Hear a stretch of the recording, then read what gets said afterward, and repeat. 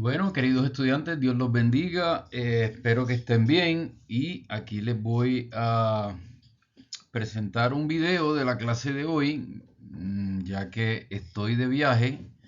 Lo pueden ver en cualquier momento, lo pueden pausar y verlo a su comodidad. Espero, eh, no sé cuán largo va a salir.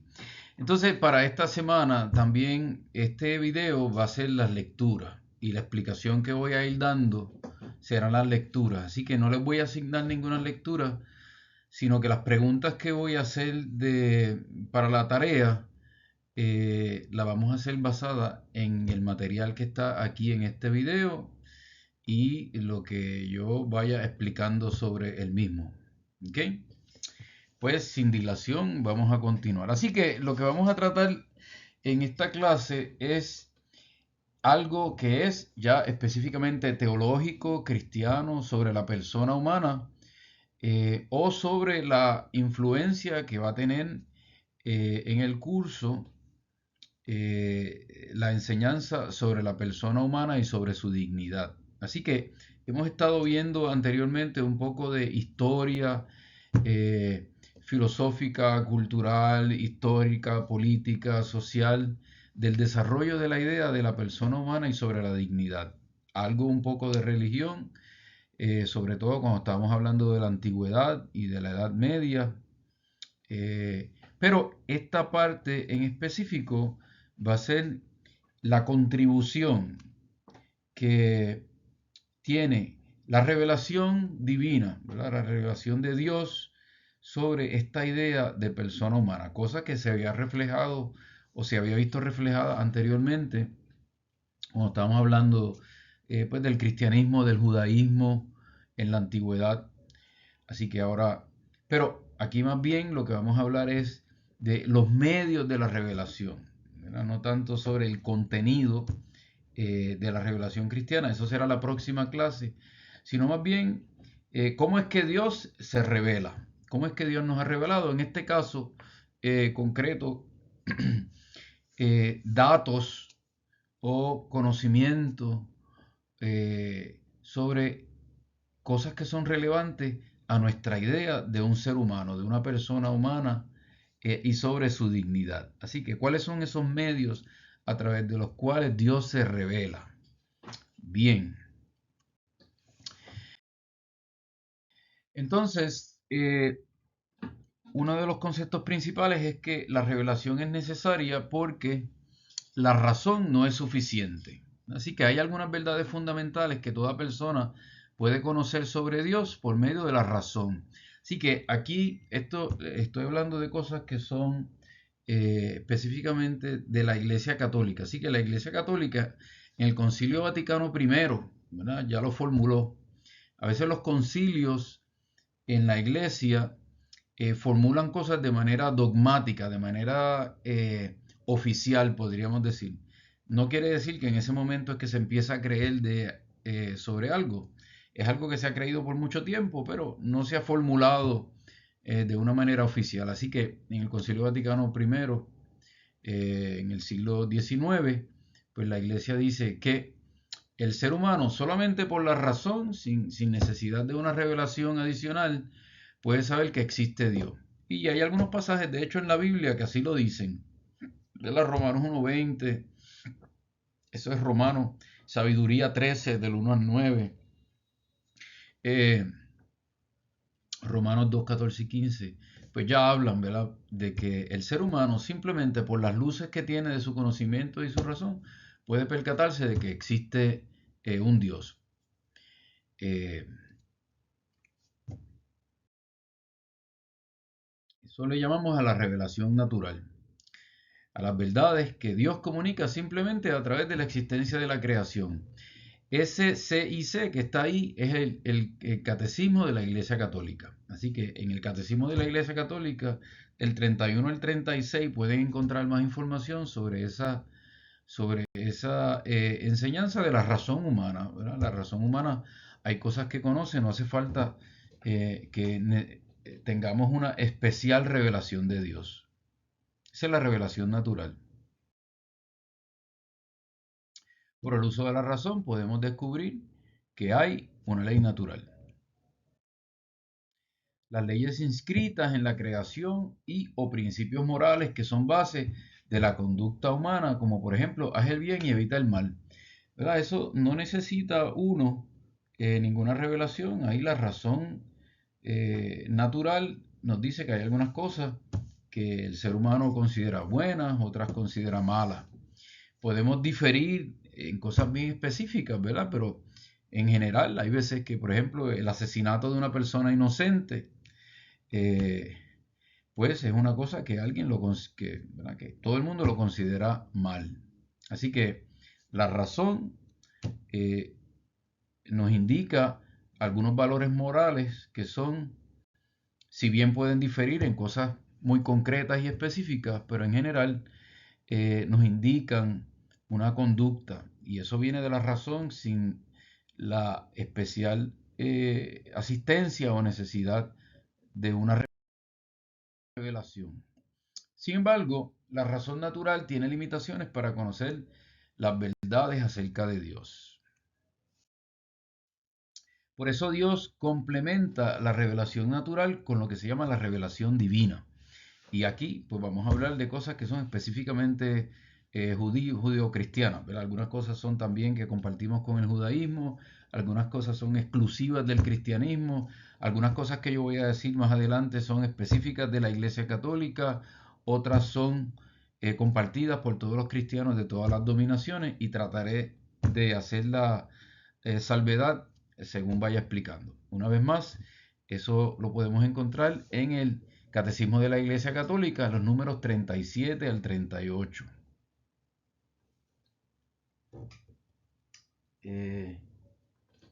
Por ahí yo tengo una copia de la... Déjeme buscar. Este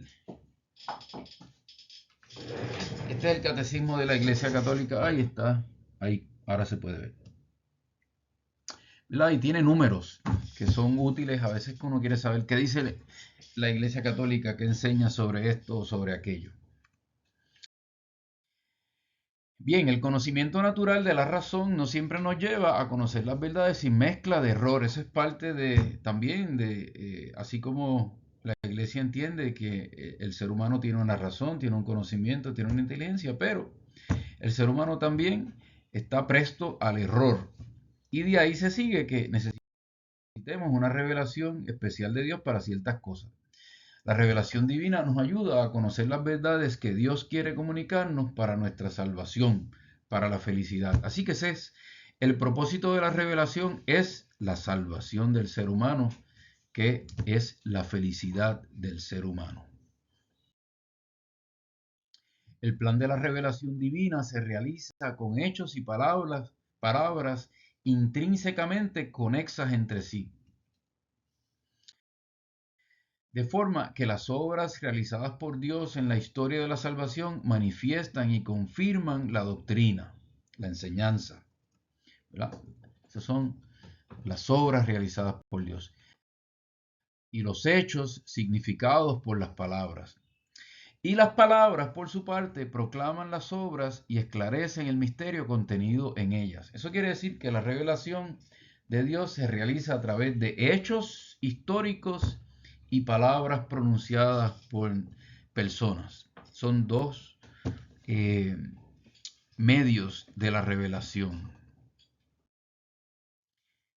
Pero la verdad íntima acerca de Dios y acerca de la salvación humana se nos manifiesta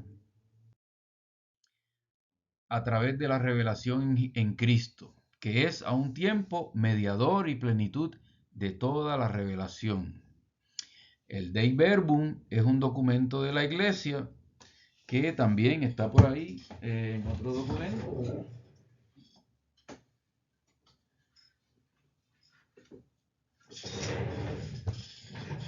Este libro contiene los documentos del Concilio Vaticano II. El Concilio Vaticano II, la Iglesia Católica celebra concilios. Concilios a través de toda la historia son reuniones de líderes religiosos, ¿verdad?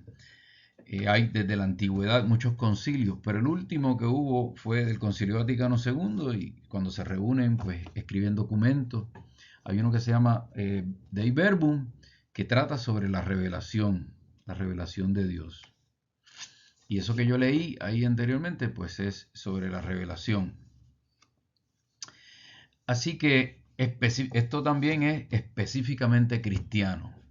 Los cristianos todos piensan que la revelación, la plenitud de la revelación, viene a través de Cristo. Cristo es el Verbo encarnado. Cristo es la segunda persona de la Santísima Trinidad. Cristo es la última palabra de Dios. Así que por eso los cristianos tenemos el Nuevo Testamento, el Antiguo Testamento, porque nosotros leemos, ¿verdad?, como herederos del pueblo judío, del pueblo hebreo, pues compartimos muchas cosas con los judíos, pero exclusivo del cristianismo es que confiesa que en Cristo Dios se ha revelado. Cristo es el Mesías. Así que esto es muy específico del cristianismo. Esto es bueno para los cristianos, no es muy útil para un mundo pluralista en donde hay diversidad de ideas, ¿verdad? Así que los cristianos entonces tienen que utilizar estos datos de la revelación de Jesucristo en un mundo que hay gente que piensa de otra manera, de otras religiones, de otra fe, de ninguna fe, pero sin embargo nosotros creemos, ¿verdad? Y es parte del principio, por lo menos en este curso, de que la revelación de Cristo no se opone a la razón, ¿verdad?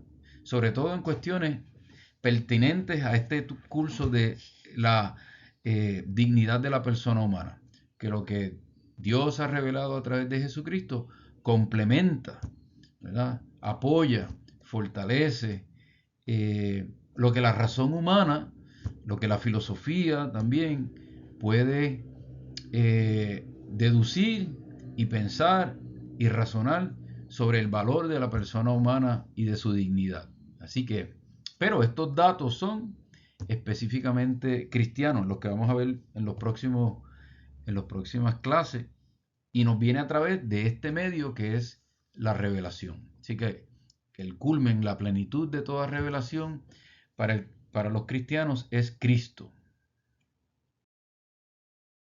En la Iglesia Católica la revelación se contiene en la tradición y en la Sagrada Escritura. Así que aquí, importante hacer una salvedad, ¿verdad? Así que esto es la revelación en la Iglesia Católica. Esto es una diferencia importante con la Reforma. Los cristianos, en su mayoría, de otras denominaciones, ¿verdad?, que llamamos generalmente protestantes, tienen como única fuente de la revelación solo la Sagrada Escritura. Era un principio importante para la reforma de Martín Lutero.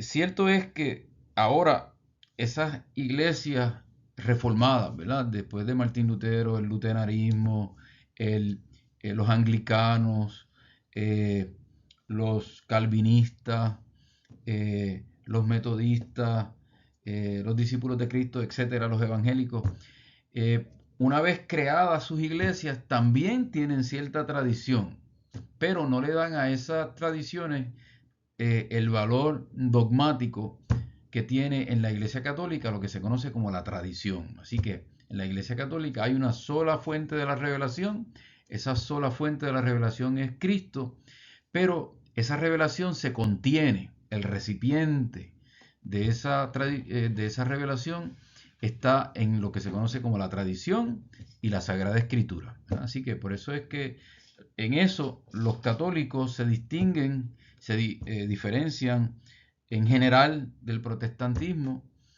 en que el protestantismo que sobre todo conocemos en Occidente, ¿verdad?, más después del siglo XVI para acá, en que también apela a lo que se conoce como la tradición. Yo lo voy a explicar ahora un poquito más adelante.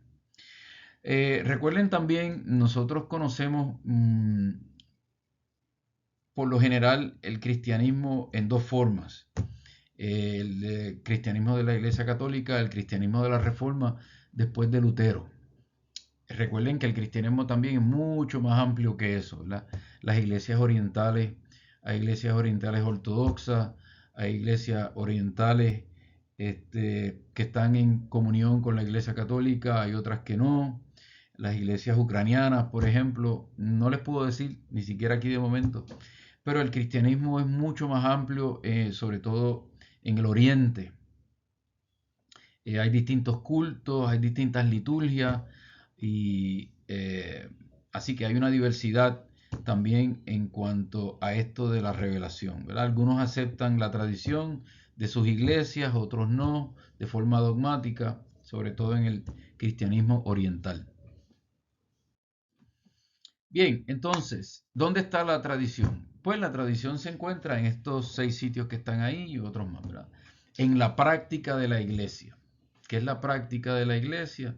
Pues la manera en que se reunían y celebraban y realizaban ciertas, contenían ciertas costumbres de la iglesia.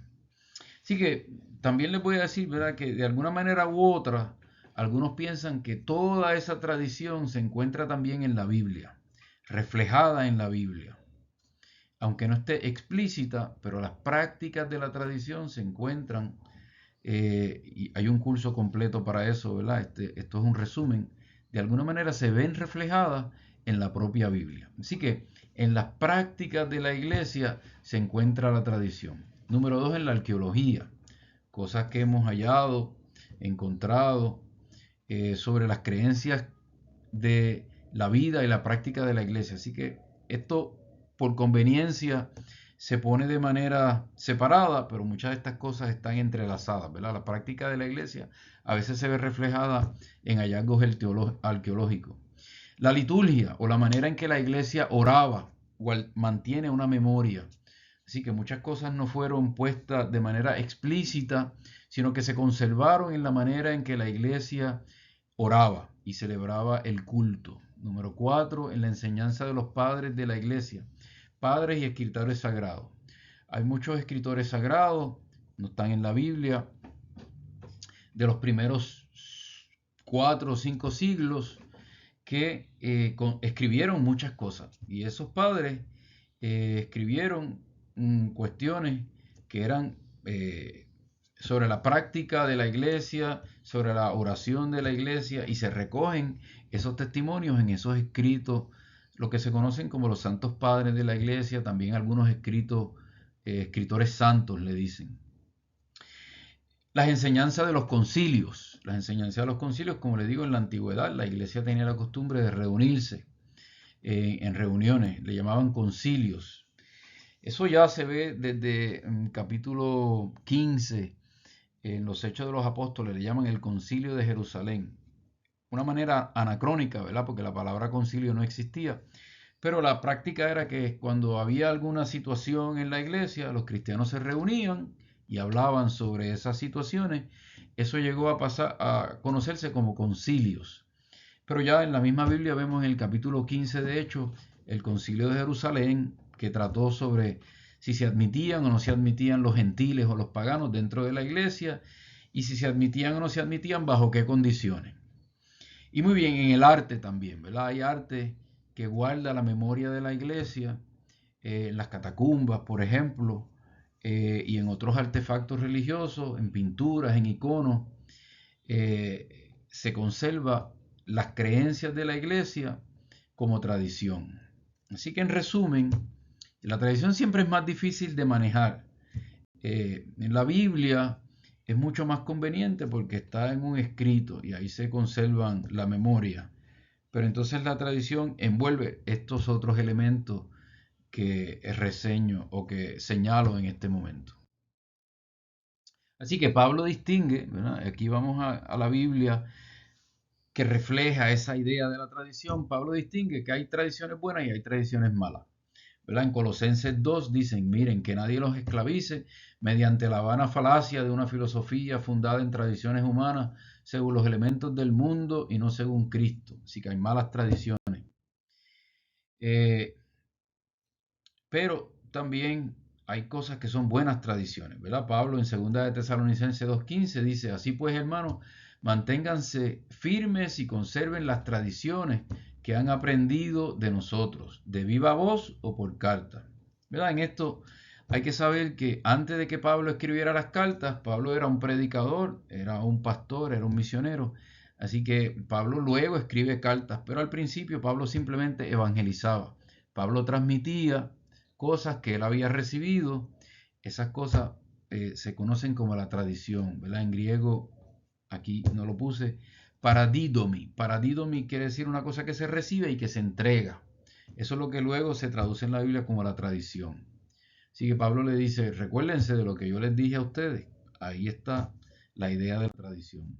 Segunda de Tesalonicenses 3:6 dice, hermanos, les mandamos en nombre del Señor Jesucristo que se aparten de todo hermano que viva desordenadamente y no según la tradición de que de nosotros recibieron, ¿verdad? Las cosas, la tradición es, pues las cosas que Pablo enseñaba. Pablo decía.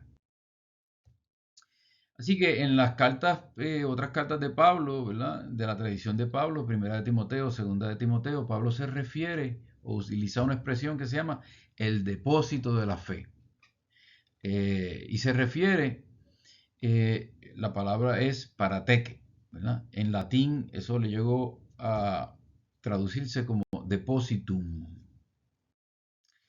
Aunque el contenido exacto de este depósito no se explica, parece ser el Evangelio Paulino, ¿verdad? Lo que Pablo hablaba, de lo que Pablo transmitía, como se encuentra en las cartas pastorales de Tito, 1 y primera de Timoteo. Pero en realidad en todas las cartas de Pablo. Así que el depósito de la fe o el parateque era el contenido, era las enseñanzas de Pablo, que se presenta en términos de una teología de la epifanía, quiere decir de la revelación.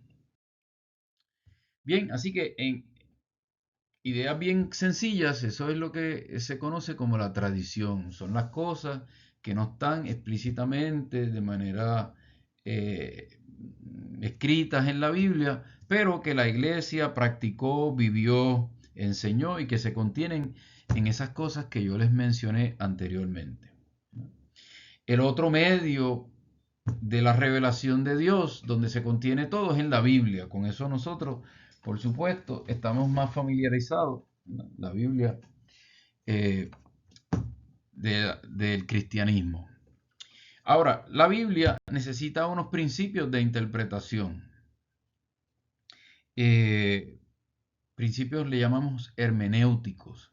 Así que esa revelación que se contiene en la Biblia está ahí y también necesita una manera de leer esos principios.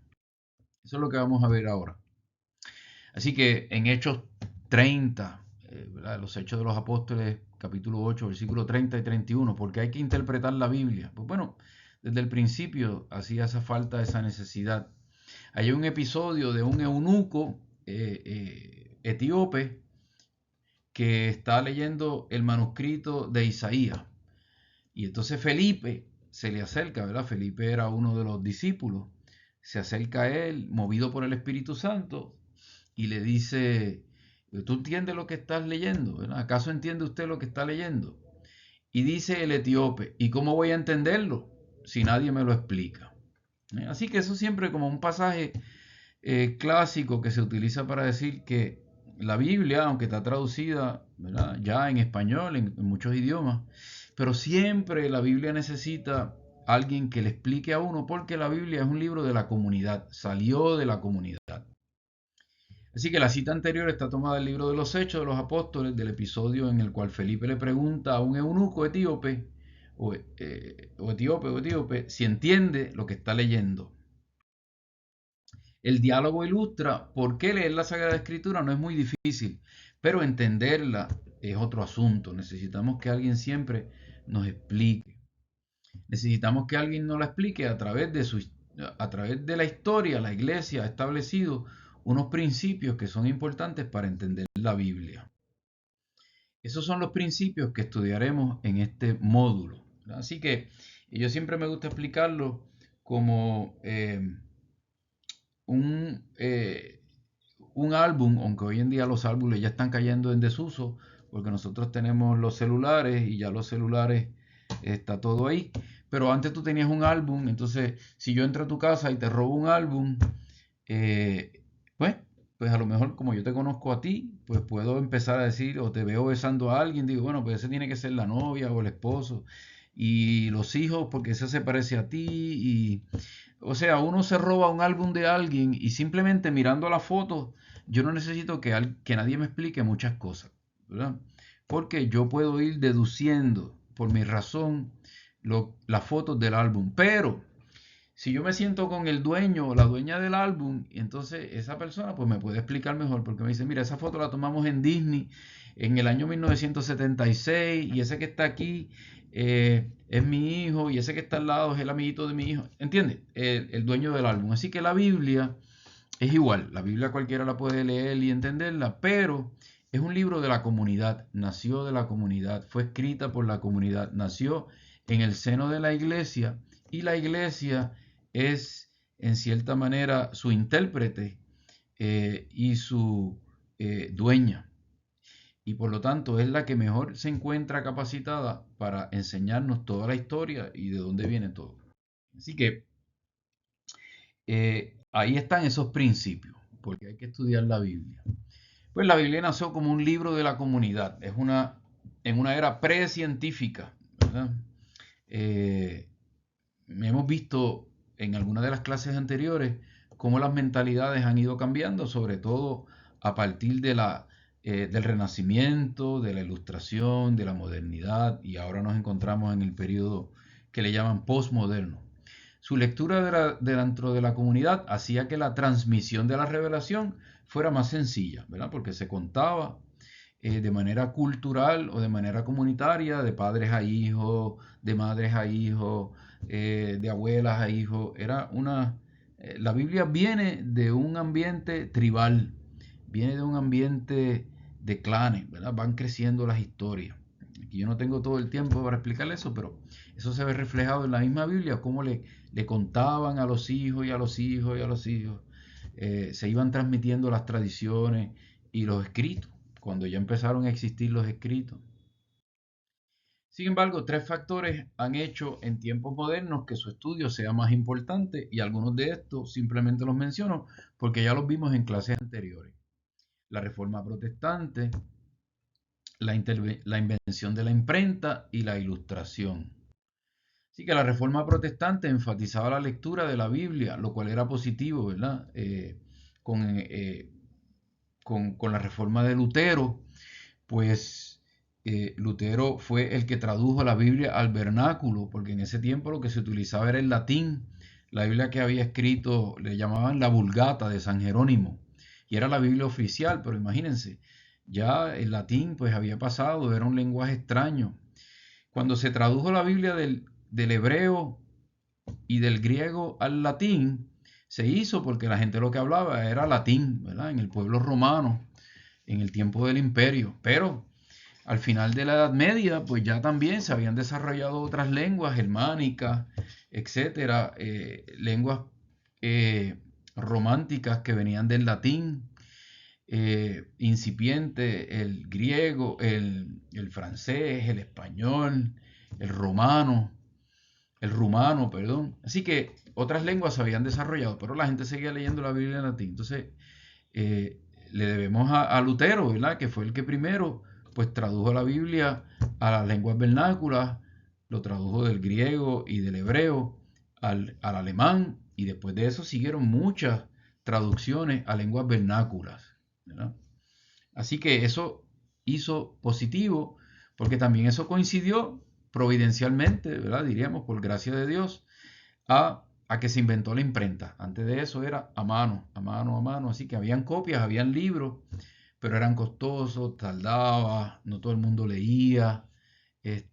Así que con la invención de la imprenta se va todavía a potenciar mucho más eh, la, eh, la lectura y por lo tanto la alfabetización. ¿Verdad? El proceso de alfabetización se hizo durante la Edad Media, pues por eso habían tantas iglesias con muchas imágenes, con muchos vitrales, porque a pesar de que la gente leía y escribía, pero los procesos de alfabetización no eran eh, tan expandidos y mucha gente no leía, ¿verdad? con la invención de la imprenta, la traducción de la Biblia, mucha gente empezó a leer mucho más. Pero la lectura sola de la Biblia, ¿verdad? Un dogma de Lutero era sola escritura, ¿verdad? Lutero tuvo un problema con la Iglesia católica. Él tenía razones, ¿verdad? Por la cuestión de lo que le llamaban las indulgencias, la predicación sobre el, el purgatorio. Él tuvo serias dificultades y entonces pues él dijo, ¿verdad? Se separó de la iglesia y dijo, yo confío solamente en la escritura, lo que dice la escritura. Así que eso era una consigna de Lutero. Eso pues trajo cosas buenas, pero también trajo cosas negativas, porque ya empezaron entonces a leer, y con la propagación de la imprenta, a leer la Biblia sin la ayuda de la comunidad, que había sido por siglos pues la norma, ¿verdad? Leer la Biblia dentro de la comunidad. Y tuvo un efecto negativo que ni el mismo Lutero esperaba. Faltaba la guía de la comunidad, que siempre había iluminado el proceso de la interpretación de la Biblia. Así que la Biblia nace en la iglesia. Esto es también, una vez más, debo decirlo, una postura muy católica, ¿verdad? Por supuesto, dentro de las iglesias reformadas, esto no se considera un problema, que se lea la Biblia de manera individual. Estoy aquí presentando más bien la perspectiva de la Iglesia Católica. Para la Iglesia Católica, la lectura debe hacerse siempre dentro de la comunidad. Es cierto también, les debo decir que esa es la conclusión que con el tiempo también algunas iglesias reformadas han llegado, las denominaciones, que hay unos criterios, que hay unos principios que la la Biblia se debe leer dentro de las comunidades reformadas, porque una lectura muy individual, pues a veces desemboca en un fundamentalismo y en una lectura de la Biblia que no es la adecuada. Pero sobre todo esto es una postura muy católica, ¿verdad? Así que por otro lado, la invención de la imprenta, como estaba diciendo, redujo los costos de la Biblia, que antes era copiosa y que se copiaba a mano, valía mucho, no era, ¿verdad? No era muy fácil, no era muy rápido, e hizo que muchas más personas tuvieran acceso a los escritos. Ahora muchas personas podían leer la Biblia y las podían leer también en su idioma, porque comenzó a traducirse en muchos idiomas, pero no necesariamente con la ayuda de la comunidad, sino de manera individual. Esta situación agravó la interpretación individualista de la Biblia, pues muchos comenzaron a leerla sin la ayuda de la comunidad. Y bueno, como dije, vimos la ilustración, que eso lo vimos en pasajes en clases anteriores. Surgió la ilustración, ¿verdad? Con toda la ciencia, con todos los descubrimientos del nuevo mundo, con todas las maneras distintas de pensar filosóficamente, con todas las maneras de pensar políticamente. Así que en resumen, este fue un periodo, ¿verdad? El periodo de la ilustración, de la modernidad, en el cual el desarrollo de las nuevas ideas y descubrimientos científicos tuvo como resultado que se pusieran en tela de juicio muchas de las creencias de la fe, ¿verdad? Esto causó muchas creencias, muchas crisis entre la fe y la razón, la ciencia y la religión. Como consecuencia, la Iglesia atravesó por un periodo de crisis para continuar articulando las verdades de la fe, tanto dentro de la Iglesia católica como dentro de las iglesias protestantes. Esto fue un fenómeno, el fenómeno de la ilustración, de la modernidad, que impactó e influenció todas las iglesias cristianas. Diría, en realidad, en la historia, más a las iglesias protestantes fueron las que primero bregaron con este problema, sobre todo el problema de la Biblia. La Iglesia Católica, por el hecho de que tenía la cuestión de la Biblia y el magisterio de la Iglesia o la tradición, ¿verdad? La tradición se contiene o se interpreta a través del magisterio de la Iglesia, ayudó a la Iglesia Católica a navegar ese periodo difícil de la Ilustración, de la modernidad, con más tranquilidad, porque cuando se ponía en juicio las verdades de fe que se encontraban en la Biblia, pues el magisterio de la Iglesia Católica suplía de alguna manera, ¿verdad? Suplía esa interpretación. Así que fue así como en respuesta a este nuevo modo de comprender el mundo, que poco a poco se fueron desarrollando unos principios que vamos a ver a continuación, principios hermenéuticos, que simplemente significa principios de interpretación. Bien, ¿cuáles son esos principios? Resumidamente, el primero es la inspiración. Así que con respecto a la revelación que se contiene en la Biblia, todos los cristianos, aquí es para todo el mundo, consideran que la Biblia es un libro inspirado por Dios, diríamos escrito por Dios, no físicamente escrito por Dios, sino que a través de seres humanos, ¿verdad?, que utilizó Dios. Lo que está ahí en la Biblia viene inspirado por Dios. Así que ese principio de la inspiración, vamos a verlo rápidamente. Así que, una vez más, me circunscribo aquí a unos documentos de la Iglesia Católica, ese que cité anteriormente, el Dei Verbum, que se encuentra en este documento del Concilio Vaticano II. El número 3 de ese documento dice, y esto es lo que voy a leer, que trata sobre la inspiración divina de la Sagrada Escritura y su interpretación. Esto es lo que cree la Iglesia Católica, pero en realidad muchos cristianos se circunscribirían a esta definición de la inspiración. Las verdades reveladas por Dios que se contienen y se manifiestan en la Sagrada Escritura se consignaron por inspiración del Espíritu Santo. La Santa Madre Iglesia, según la fe apostólica, tiene por santos y canónicos los libros enteros, después voy a explicar lo que es canónico, los libros enteros del Antiguo y del Nuevo Testamento, con todas sus partes, no se puede excluir nada, todo, porque estos escritos bajo la inspiración, porque fueron escritos bajo la inspiración del Espíritu Santo y tienen a Dios como autor, como tales, se le han entregado a la misma iglesia. Así que al afirmar que tienen a Dios como autor, no quiere decir que Dios los escribió, sino que Dios es el autor, porque Dios fue el autor intelectual que inspiró a unos autores sagrados que escribieran según el deseo del Espíritu Santo.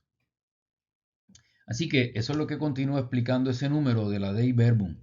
Pero en la redacción de los libros sagrados, Dios eligió a hombres que utilizó usando de sus propias facultades y medios, de forma que obrando Él en ellos y por ellos, escribieron como verdaderos autores todo y solo lo que Él quería. ¿Verdad? Así que Dios, en cierta manera, va moviendo el corazón de esos autores sagrados, su inteligencia, sus facultades, para que como seres humanos escriban aquello que Dios les quería revelar. Y recuérdense que todo esto tiene que ver con la revelación.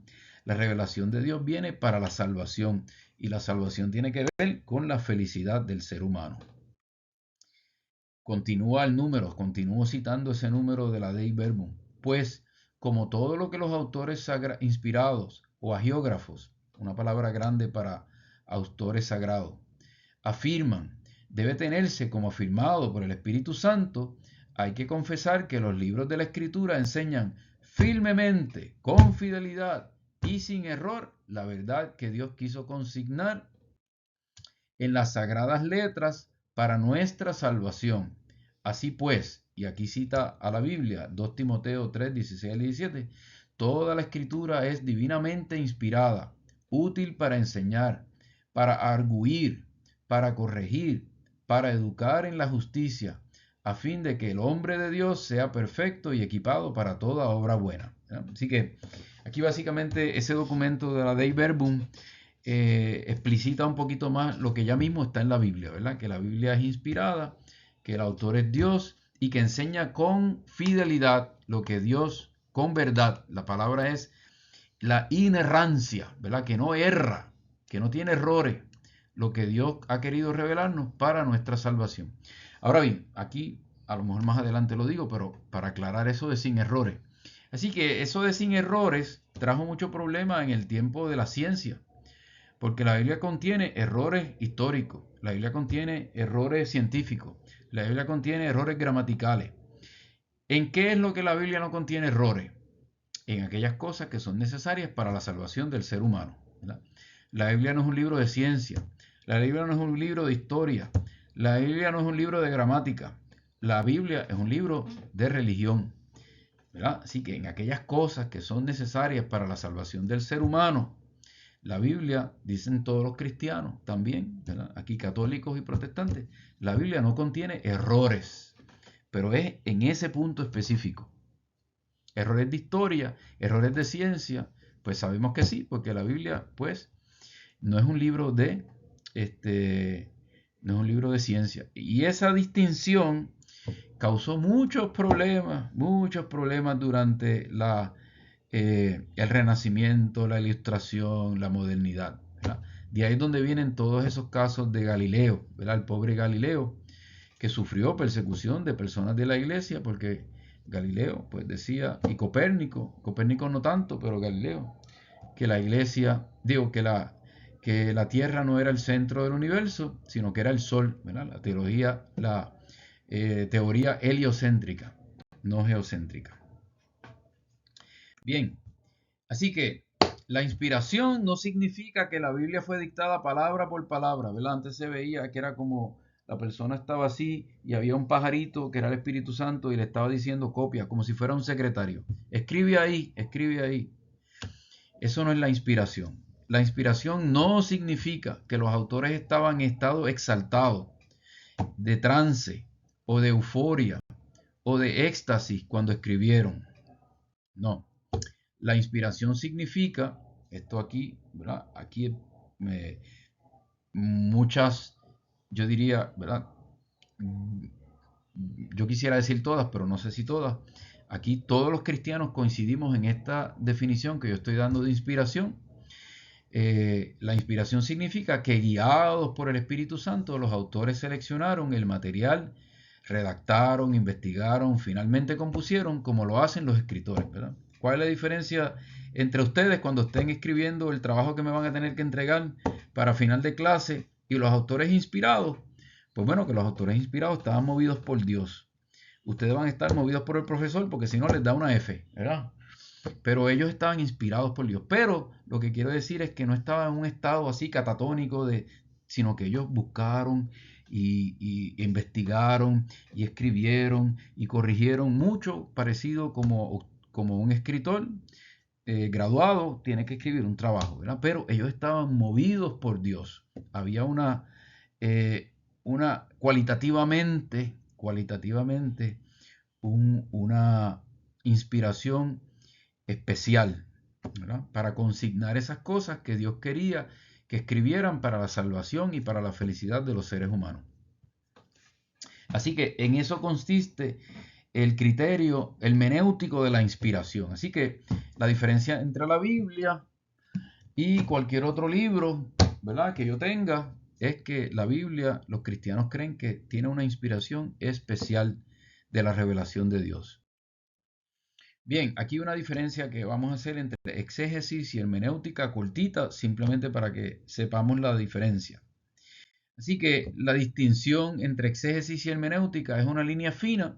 A veces la gente las trata como si fuera lo mismo, pero en realidad son dos cosas distintas. La exégesis es la interpretación real de la Biblia al extraer el significado del texto bíblico. Así que cuando uno empieza a leer la Biblia y uno empieza a interpretarla, uno está haciendo lo que se llama la exégesis, ¿verdad? Uno la explica, eso es exégesis. La hermenéutica es la aplicación de las reglas. Hay unas reglas que se utilizan para esa exégesis. Así que podríamos decir que la hermenéutica es primero, porque la hermenéutica contiene esos principios, esa razón, esa manera de leer la Biblia para hacer la exégesis. Así que la hermenéutica es, por tanto, el campo de estudio que se ocupa de cómo interpretamos la Biblia, cuáles son las reglas y los criterios y los principios, podríamos decir, que deben utilizarse para hacer la exégesis de la Biblia, para hacer la interpretación. Bien, canonicidad. ¿Qué es el canon? Eso lo mencioné ahorita anteriormente, así que este es otro principio hermenéutico, la canonicidad. Lo voy a explicar ahora. ¿Qué es la canonicidad? Bien, la canonicidad o el canon se refiere a los libros que la Iglesia reconoce como pertenecientes a su lista de libros sagrados e inspirados, debió haber puesto inspirados por Dios, los cuales contienen un valor normativo para la fe y la moral. Así que los libros que están en la Biblia, estos son los libros inspirados. Estos no son los únicos libros que se escribieron en la antigüedad, ni durante el Antiguo Testamento, ni durante el Nuevo Testamento. Se escribieron muchos otros libros. Pero esos libros nosotros decimos no son canónicos. Los únicos libros que son canónicos son los libros que están en la Biblia. A eso se refiere el concepto y el criterio de la canonicidad. Porque esos libros que están en la lista de los libros sagrados e inspirados por Dios, tienen un valor normativo para la fe y para la moral. En otras palabras, los libros que nosotros admitimos en la Biblia son los libros que nosotros decimos, esos libros son normativos, son en cierta manera vinculantes, ¿verdad? Para nuestra fe y para nuestra moral. Pero habían otros libros. Así que la palabra canon es una transliteración del griego canon, cana en hebreo, ¿verdad? La palabra ahí que ven en hebreo, esa es la palabra cané, canon en griego.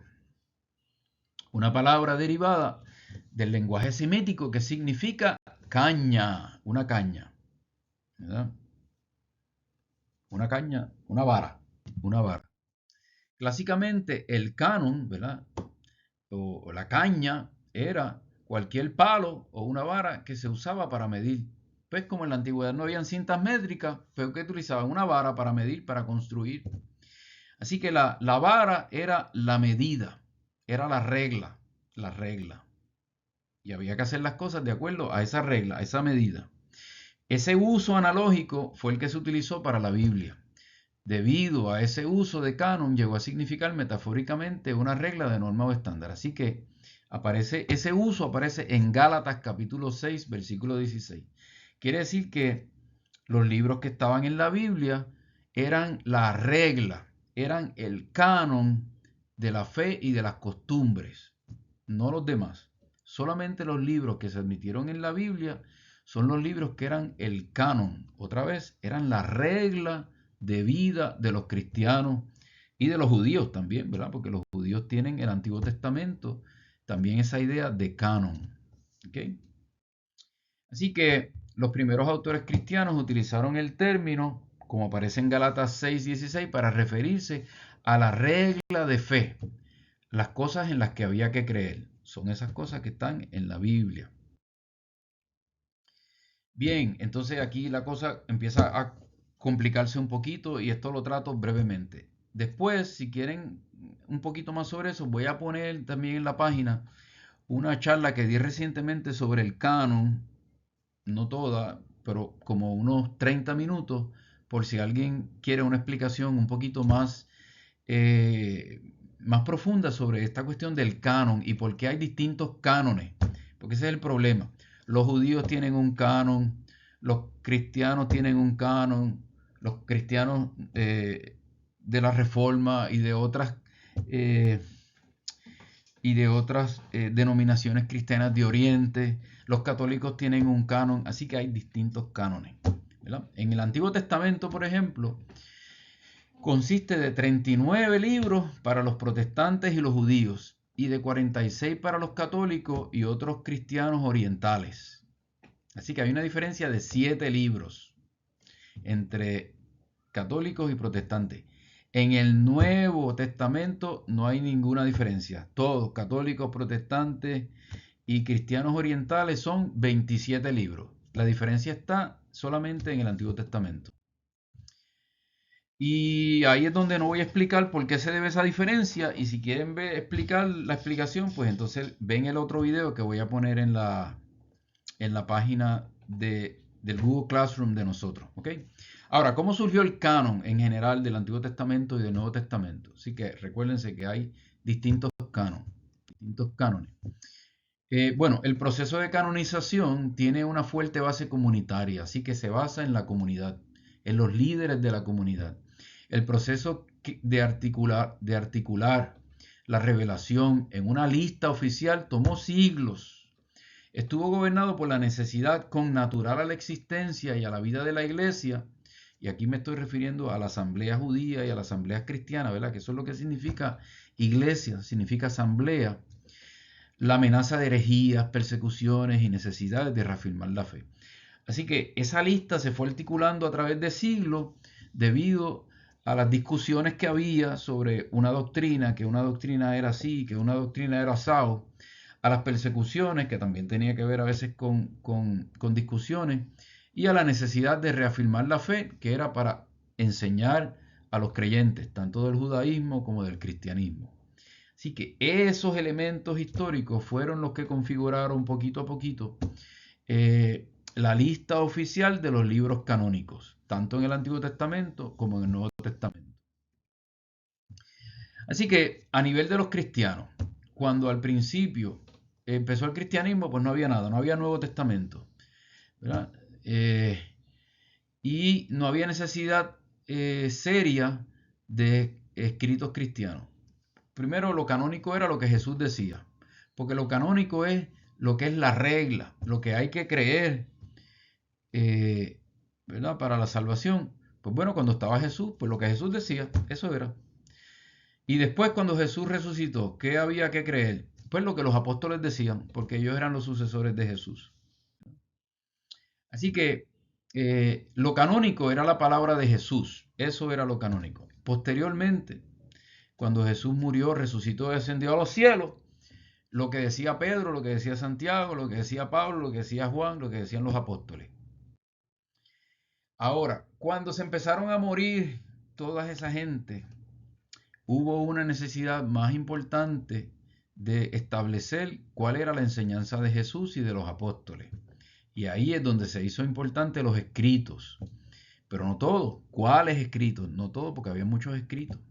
Y también la distancia, porque el cristianismo se propagó desde la Palestina, lo que hoy en día conocemos como Israel, se propagó por toda la cuenca del Mediterráneo, ¿verdad? Se fueron para lo que hoy en día conocemos como Grecia, Turquía, Egipto, África, el área de Irán, Irak, el área de Líbano, Siria, así que Roma, los cristianos se regaron como estaban regados los judíos por todos sitios. Así que hubo una necesidad de que se fueran creando una, así lo quiso la iglesia, homogeneización de las creencias, ¿verdad? Porque Jesucristo había enseñado unas cosas, así que había que creer lo que Jesús había enseñado.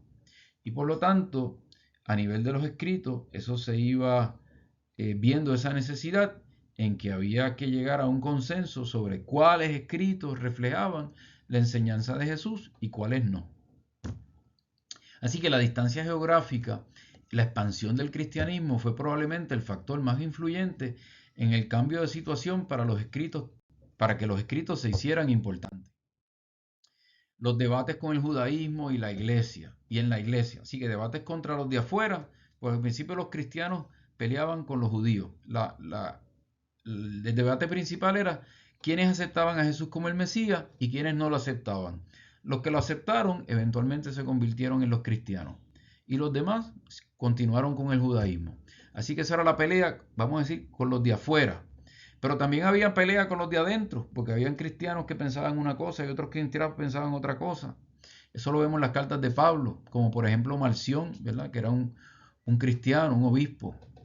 Pues dieron ímpetu a la creación de estas listas de libros inspirados que se convirtieron en el canon, en la regla. La discusión sobre el canon de la iglesia se cerró, entre comillas, porque no se cerró en realidad hasta el siglo XVI, pero más o menos adquirió ya un patrón un tipo de normativa para el siglo IV. Eso es con respecto a los libros del Antiguo Testamento y del Nuevo Testamento. Así que no se cerró en realidad hasta Lutero, hasta el concilio, eh, el, eh, el concilio se me olvidó, siglo XVI, ¿no? De Trento, el Concilio de Trento. Así que imagínense. Así que esa lista oficial del canon, ese tema es complicado, ¿no? Bien, ¿cuáles fueron los criterios de preservación y aceptación de los escritos canónicos? Así que, ¿por qué unos libros sí y por qué unos libros no? Pues bueno, rapidito, tres elementos principales. Número uno, tenían que haber sido escritos por una figura importante. Si Roberto Martínez escribía un libro, para afuera, ese no lo aceptamos. Tenía que ser alguien como Pedro, como Pablo, como Mateo, ¿verdad? Hay 4 evangelios, 2 fueron escritos por apóstoles y otros 2 no. Sin embargo, evidentemente eran figuras conocidas e importantes en la antigüedad, ¿verdad? Ellos fueron Marcos no era apóstol, y Lucas tampoco. Juan y Mateo sí. Así que Marcos y Lucas, a pesar de que no eran apóstoles, pero eran figuras conocidas e importantes en la antigüedad y por eso fueron aceptados. Número 2, que las comunidades daban testimonio de que esos escritos eran legítimos, de que esos escritos eran verdaderos. Así que la preservación y el uso por las comunidades, eso fue otro criterio. La comunidad de Éfeso podía decir, no, este escrito lo recibimos de Pablo. Nosotros estamos seguros que era de Pablo, así que... Y la comunidad de Colosenses podía decir lo mismo, no, esta carta la recibimos de, o la Corintios. Así que distintas cartas, sobre todo del Nuevo Testamento, fueron dirigidas a comunidades o a individuos. Y esos individuos o sus sucesores daban testimonio de que esas cartas eran legítimas. Y número 3, la conformidad con la regla de fe. Conformidad con la regla de fe quiere decir que los cristianos y los judíos también, cuando estaban haciendo su canon, tenían un olfato espiritual. Ellos sabían que cuando un escrito decía la verdad y decían, este escrito va en conformidad con lo que nosotros aprendimos, así que nos vamos a quedar con él. Pero a veces otro escrito empezaba a decir cosas raras y ellos decían, bótalo, ese no, está fuera. Muy bien, otro criterio hermenéutico de la revelación, ¿verdad? Para entender la revelación, todo esto son principios de hermenéuticos para entender la revelación de la Biblia. Así que, ¿verdad? El primero era la inspiración, el segundo era la canonicidad y el tercero aquí son géneros y figuras literarias. ¿A qué corresponde esto? Los géneros literarios son las distintas clases o estilos de escritos que se encuentran en la Biblia. Así que la Biblia tiene muchos distintos estilos y clases, ¿verdad? En la Biblia, así que antes de decir cuáles son, ¿por qué esto es importante? Pues porque para descubrir la intención de los escritores sagrados, entre otras cosas, hay que entender a los géneros literarios, hay que entender la manera en que están hablando, ¿verdad? Así que los géneros corresponden a veces a extensiones grandes de escritos, a veces son un poquito más reducidos, pero los más reducidos tienen que ver con las figuras literarias. Los géneros tienen que ver con la extensión, la clasificación de un escrito en particular por una extensión. En la Biblia aparecen distintos géneros. Aquí, por ejemplo, leyes son textos legislativos. Hay pasajes, por ejemplo, ustedes leen final de Éxodo o todo el libro de Levítico o todo el libro o gran parte del libro de Números o gran parte del libro de Deuteronomio. Esos son leyes y leyes y leyes y leyes y leyes. Esos son textos legislativos. Pues ahí Dios habla de una manera. A veces habla en poemas. Pues los poemas generalmente, pues Dios habla a través de poemas, pero la manera en que Dios habla a través de poemas y la manera en que Dios habla a través de textos legislativos exigen una interpretación distinta, porque en los poemas hay muchas más figuras literarias, hay mucha más libertad para decir las cosas. Dichos, sentencias, máximas, refranes, ¿verdad? Dios habla a veces a través de refranes en la Biblia. El más conocido, pues, el libro de los Proverbios. ¿Qué son dichos? Pues dime con quién anda y te diré quién eres. Al que madruga, Dios lo ayuda.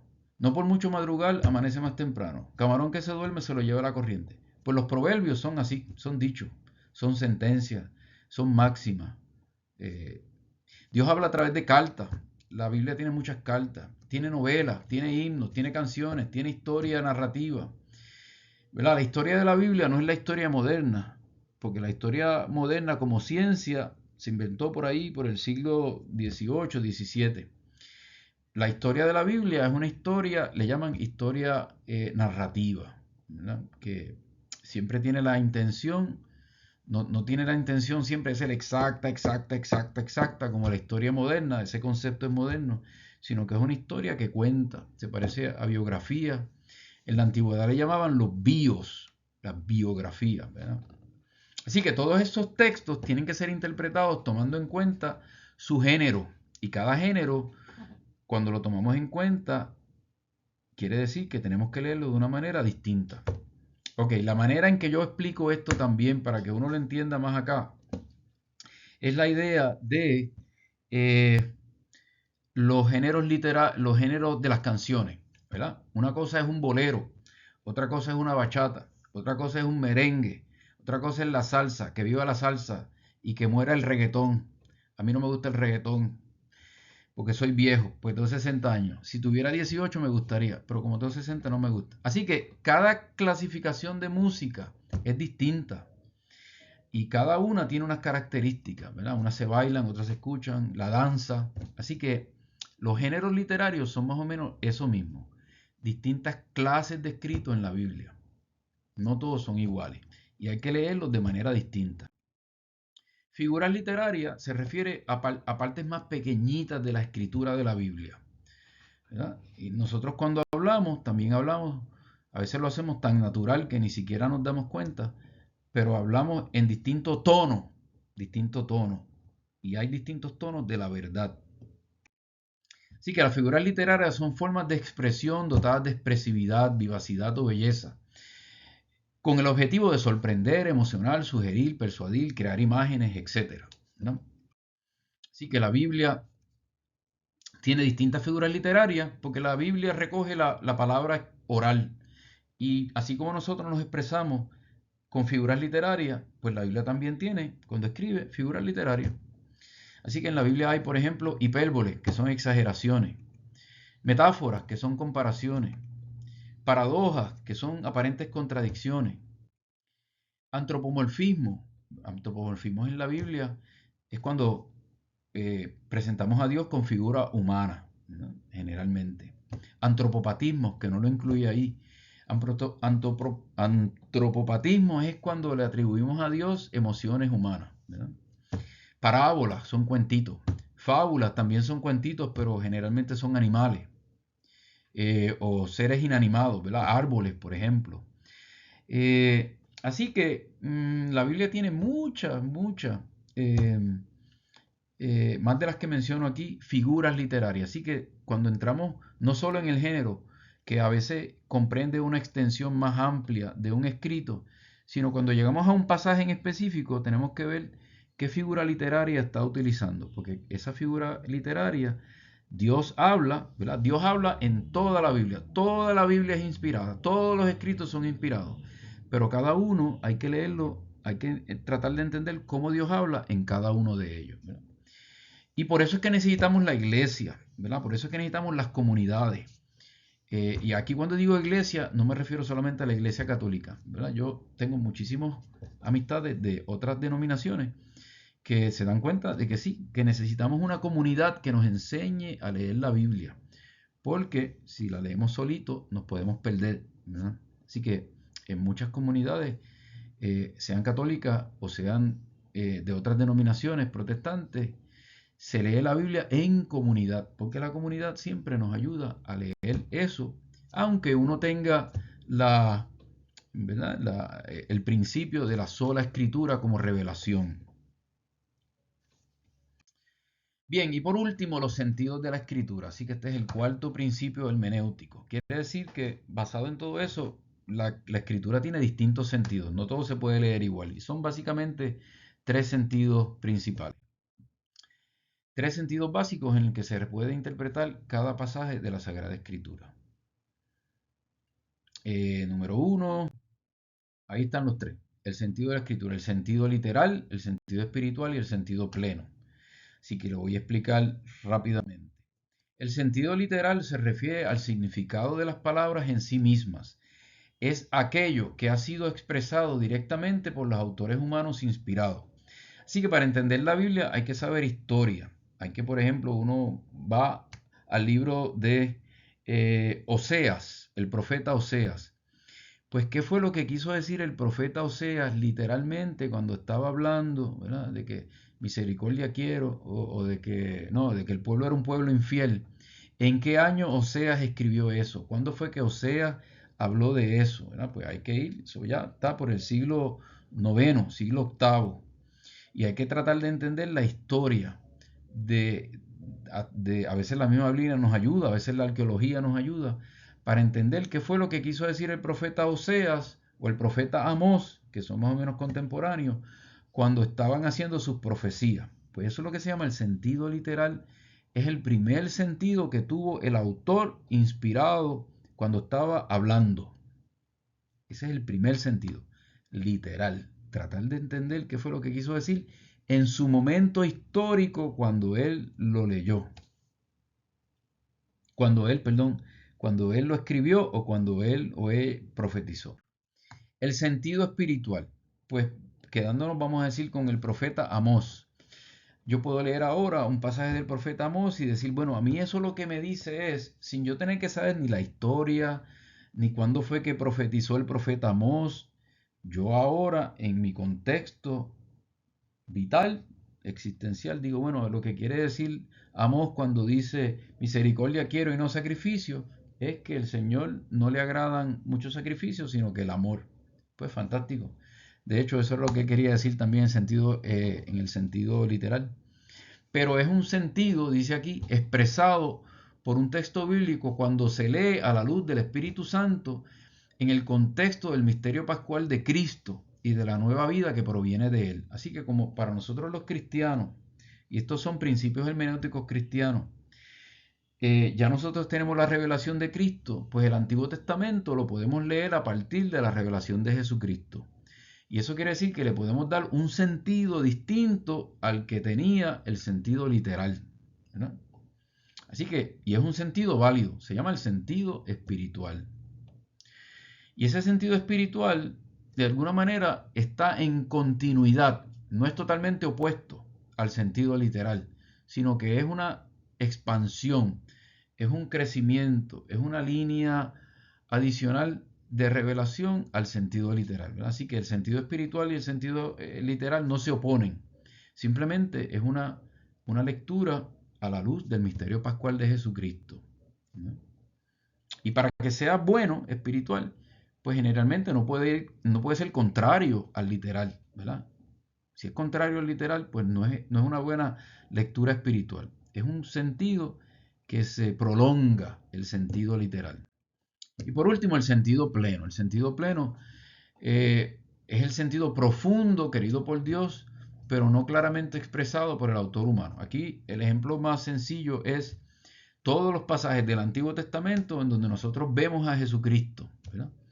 Pues por supuesto, cuando los autores del Antiguo Testamento escribieron Jesucristo de Nazaret, el hijo de María y de José, no existía. Así que en el Antiguo Testamento literalmente no puede estar hablando de Jesucristo. ¿Cómo es que nosotros leemos a Jesucristo en el Antiguo Testamento? Por el sentido pleno.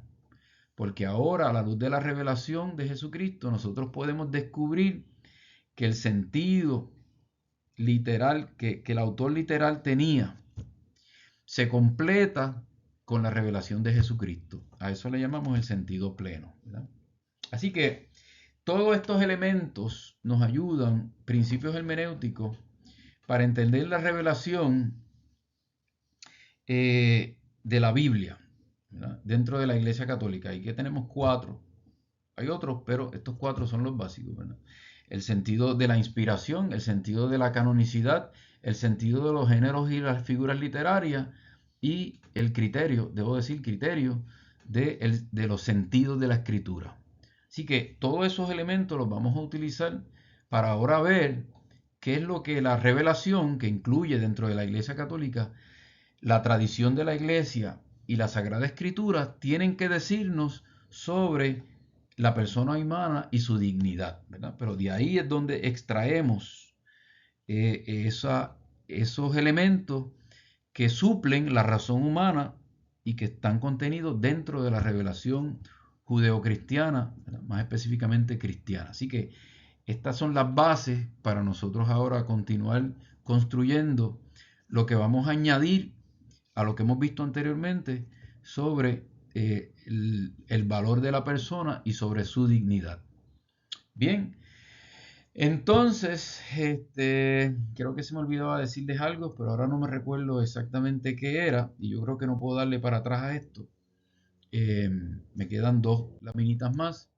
Así que el sentido pleno se encuentra cuando el autor bíblico posterior otorga un nuevo significado a un texto anterior, como por ejemplo el uso de Mateo hace de Isaías 7:14, ¿verdad?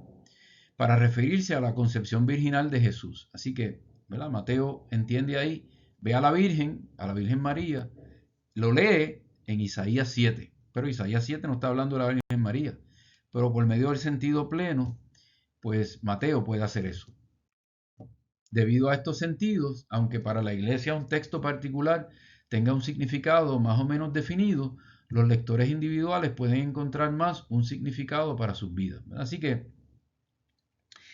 en la iglesia católica, pues uno puede leer la Biblia para el crecimiento personal y para el beneficio personal, pero también para enseñar, ¿verdad? Como cuando es una cuestión de enseñanza para toda la iglesia, eso le corresponde a los obispos en la iglesia católica, ¿verdad? Ellos son los pastores autorizados para, entre todos, en comunión, entre todos los obispos, ¿verdad? En comunión con el Papa, pues interpretar los textos de la Biblia para el pueblo santo. Bien, bueno, entonces ahora yo voy a formular unas preguntas que junto con este video van a estar ahí, y esas preguntas son la tarea para la siguiente semana. Las contestan, por favor, antes del miércoles de la siguiente semana. Bien, bueno, espero que esto no haya sido muy terrible. Dios los bendiga y nos veremos pronto. La siguiente semana tendré otro video o unas lecturas asignadas para cubrir el material de la clase. Que Dios los bendiga, los cuide mucho.